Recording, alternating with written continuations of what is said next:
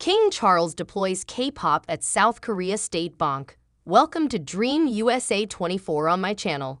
King Charles incorporated some surprising allusions to Korean popular culture into the opulence of a state feast held at Buckingham Palace. The king named checked K-pop sensations Blackpink and BTS during the first day of South Korean President Yoon Suk-yeol's state visit.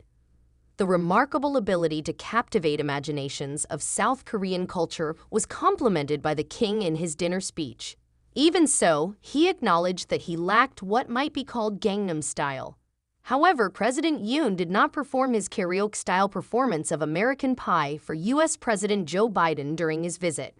Royal red carpet for state visit from South Korea. King Charles shops in the outskirts for his Seoul cuisine.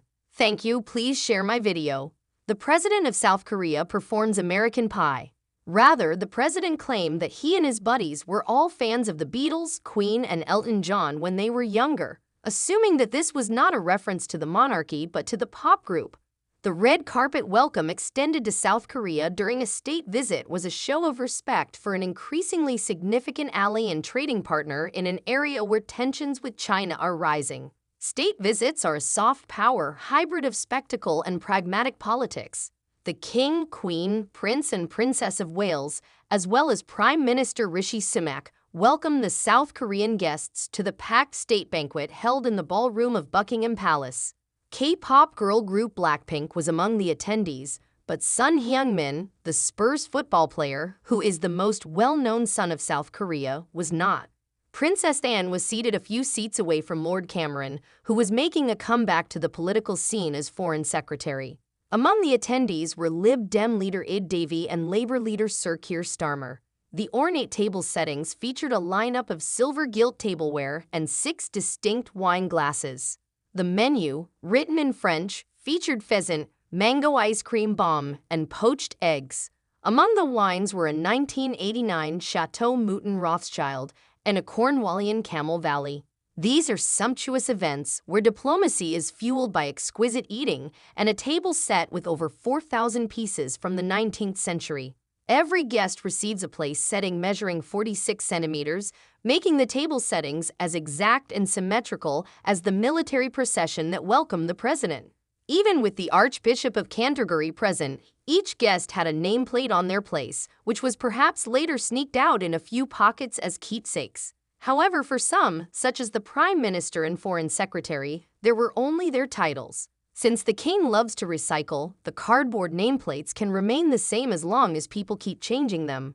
Earlier in the day, the president and his spouse participated in a carriage parade along the mall after the South Korean delegation was ceremoniously welcomed at Horse Guards Parade. With cannon salutes amid the fall foliage, over 1,000 soldiers were in Green Park for the march. The Princess of Wales had on a striking red outfit fit for a front page. State visits like this serve important diplomatic and commercial goals in addition to the ceremonial ones.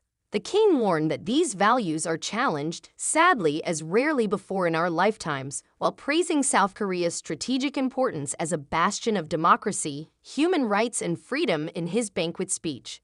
There are trade deals to be arranged, and the jingle of cash tills is intrinsically related to the jingle of cavalry harnesses on the mall. In an effort to promote global stability and increase commerce, the president of South Korea and Rishi Sunak will sign the Downing Street Accord on Wednesday. Among the sectors of commercial cooperation will be advanced technology and renewable energy. Joint sea patrols between the Royal Navy and the South Korean Navy are part of a larger strategy to block North Korea's illegal weapons program and tighten sanctions against it. Thank you for subscribing to my channel. Long-term, global partnerships are vital to our prosperity and security, stated Mr. Sunak, adding that close ties have already propelled $21 billion of investment between our countries. The Prince and Princess of Wales, as well as Prime Minister Rishi Sunak, attended the banquet on the first day of the state visit.